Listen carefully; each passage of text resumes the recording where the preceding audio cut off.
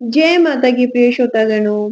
माता रानी सभी भक्तों की मनोकामना पूर्ण करें। नवरात्रि के दूसरे दिन मां ब्रह्मचारिणी की पूजा करने का विधान है। ब्रह्मचारिणी का अर्थ है तप का आचरण करने वाली। देवी ब्रह्मचारिणी की पूजा करने वाले भक्त को अपने हर काम में सफलता प्राप्त होती है।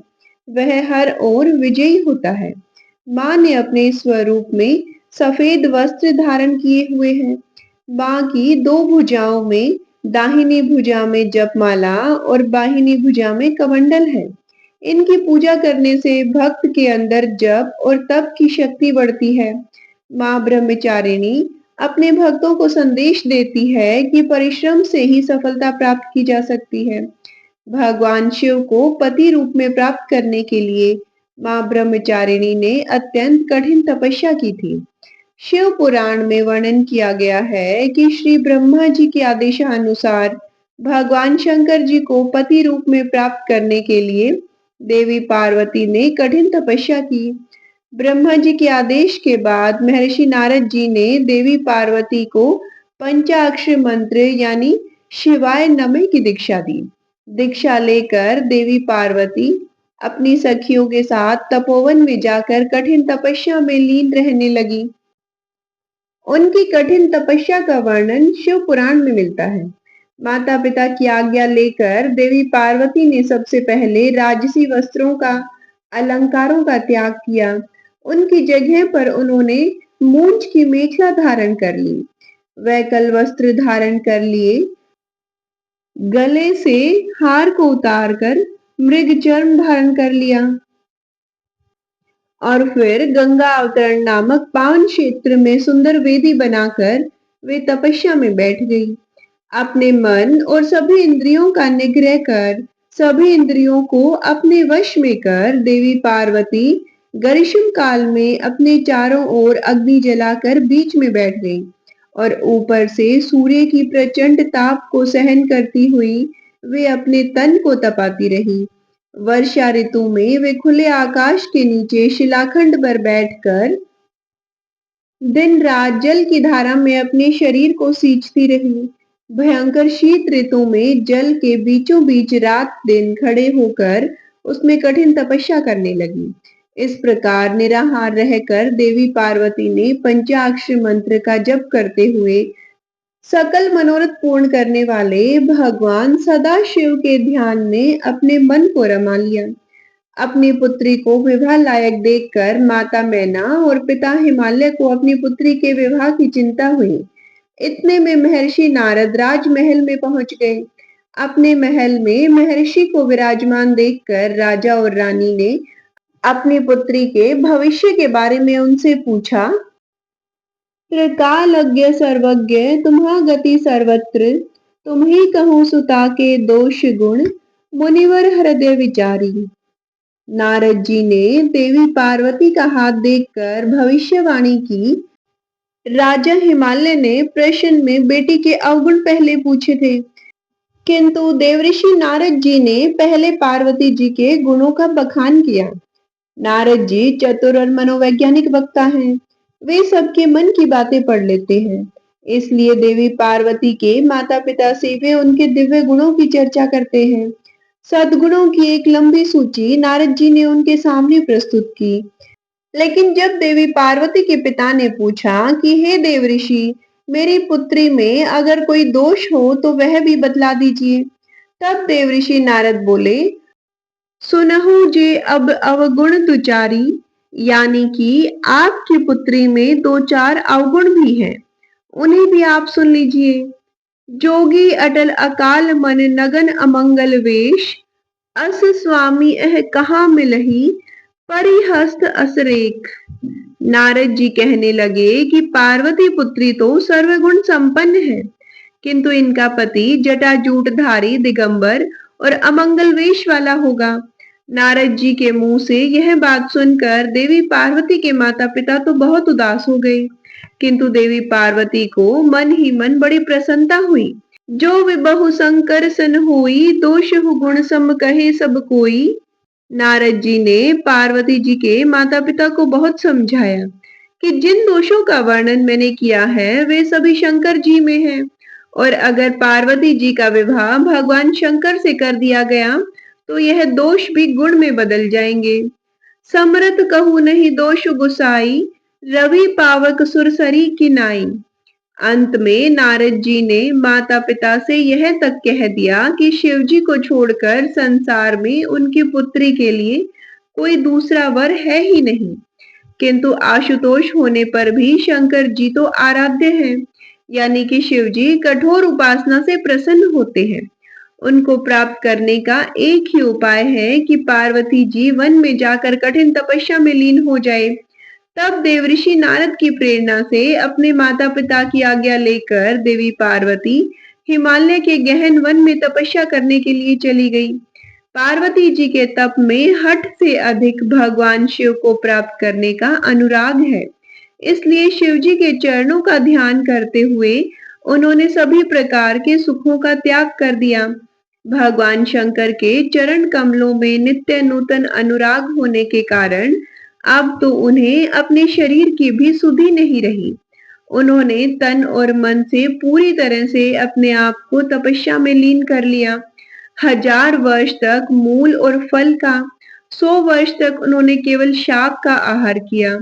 कुछ दिन तक उन्होंने केवल पानी और हवा का ही सेवन किया और कुछ दिन के बाद इन्हें भी त्याग कर कठिन उपवास किया। फिर उन्होंने वृक्ष से गिरी हुई बेल की सूखी पत्तियां खाकर 3000 वर्ष बिताए। जब देवी पार्वती ने सूखी पत्तियां भी खाना बंद कर दिया, तब उनका नाम पड़ गया अपर्णा।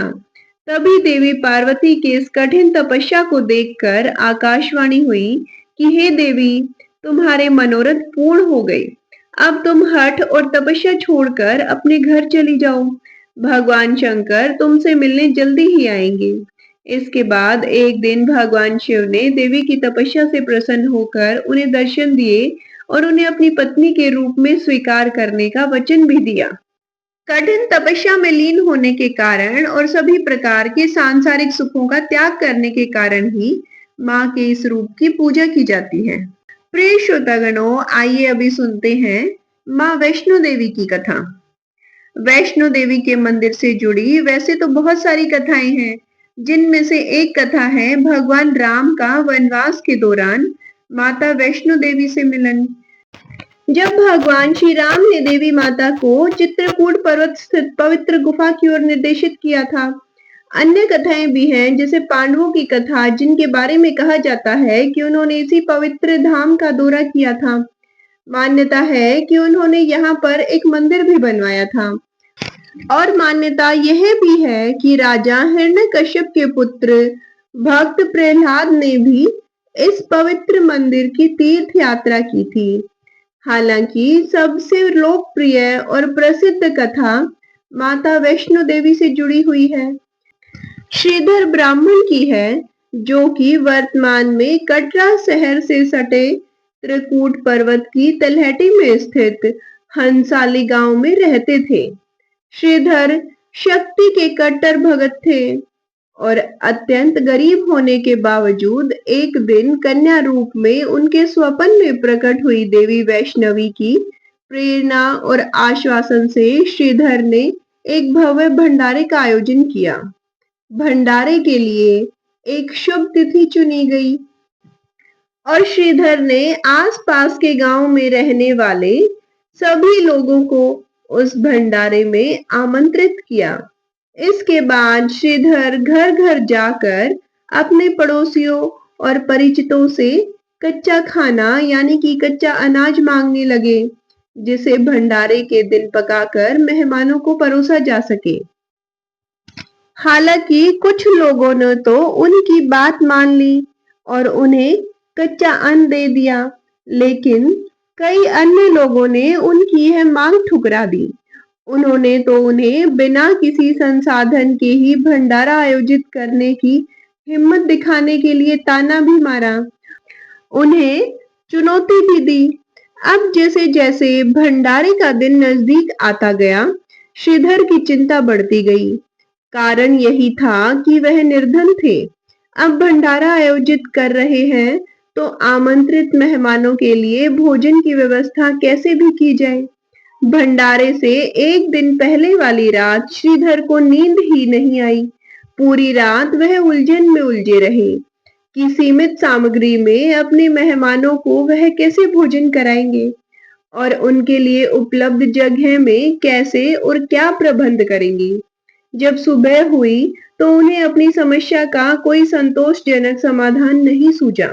तब उन्होंने अपने आप को भाग्य के भरोसे छोड़ दिया और उस दिन का सामना करने के लिए उठ खड़ा हुआ। अब वह अपनी झोपड़ी के बाहर पूजा करने बैठ गए। दोपहर होते होते मेहमान आने लगे। उन्हें पूरी तरह से पूजा में तल्लीन देखकर मेहमानों को जहां भी जगह मिली आराम से वहीं बैठने लगे। और हैरानी की बात तो यह थी कि श्रीधर की छोटी सी झोपड़ी में बहुत बड़ी संख्या में मेहमान आराम से अपनी अपनी जगह बनाकर बैठ गए थे और फिर भी बहुत सारी जगह खाली पड़ी थी। पूजा समाप्त होने पर श्रीधर ने चारों ओर देखा तो बड़ी संख्या में मेहमान आए हुए थे। इतनी भारी संख्या में लोगों को उपस्थित देखकर उनकी चिंता तो और बढ़ गई। वह सोचने लगे कि अब मैं इनके लिए भोजन का प्रबंध कैसे करूं? मैं इतने सारे लोगों को भोजन करा भी पाऊंगा कि नहीं? यह सोच सोचकर वह तो चिंता के मारे आधे होने लगे।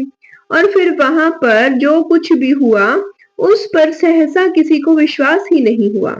जब श्रीधर इस तरह चिंता मगन बैठे थे तभी उन्होंने माता वैष्णवी को एक छोटी सी कन्या के रूप में अपनी झोपड़ी के बाहर आते हुए देखा और झोपड़ी के अंदर हर तरह के भोजन बने हुए तैयार थे। माता वैष्णवी की कृपा से सभी मेहमानों को उनकी पसंद का भोजन कराया गया और गुरु गोरखनाथ के शिष्य भैरवनाथ द्वारा उठाई गई कुछ समस्याओं के बावजूद भी भंडारा बहुत सफल रहा।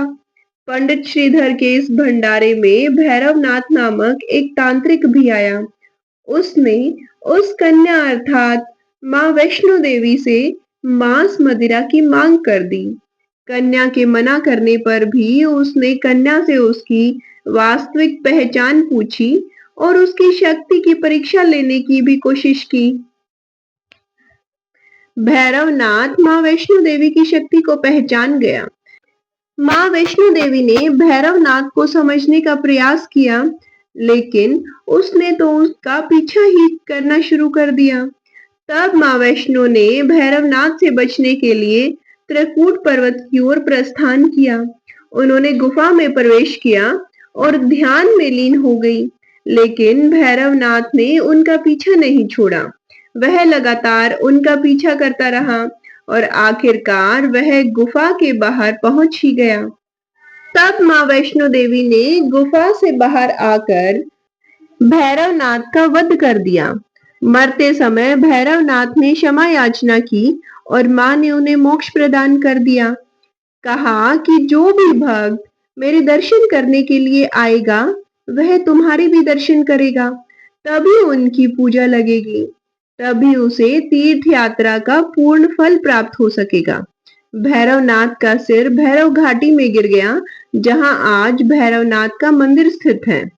फिर माँ वैष्णो देवी ने श्रीधर पंडित को भी दर्शन दिए और उन्हें आशीर्वाद दिया कि उनकी भक्ति और श्रद्धा की चर्चा युगों युगों तक होती रहेगी। माँ ने श्रीधर को संतान प्राप्ति का भी आशीर्वाद दिया और कहा कि तुम्हारे वंशज ही मेरी पूजा अर्चना करते रहेंगे। श्रीधर पंडित के घर में माँ की कृपा से सुख और समृद्धि का वास हो गया।